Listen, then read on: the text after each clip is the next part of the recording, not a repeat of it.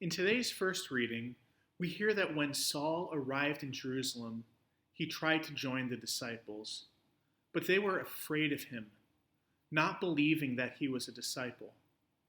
We know Paul, formerly Saul, went on to become one of the greatest of the apostles.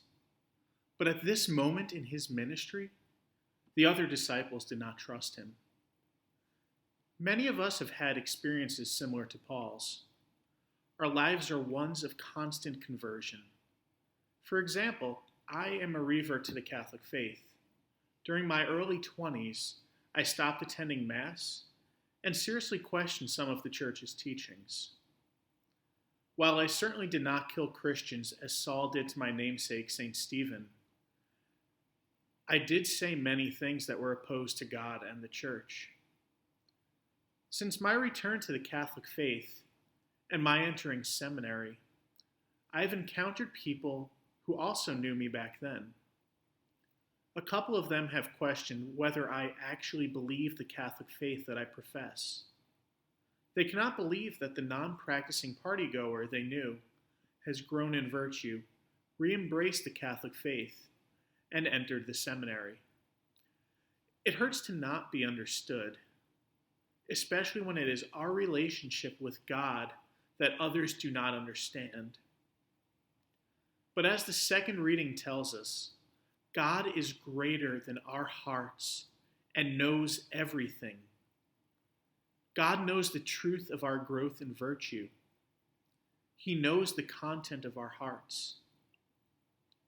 Just because we have grown in virtue and relationship with God does not mean that others know of our growth. It can take time for our family, friends, and coworkers to accept the newer, more fervent Christians we have become. Our past words and actions continue to have an impact on people, just as Paul's pre-conversion persecution of Christians colored the lens through which the disciples viewed Paul upon his arrival in Jerusalem. It is important for us to remember that others may have grown in virtue from when we first met them too.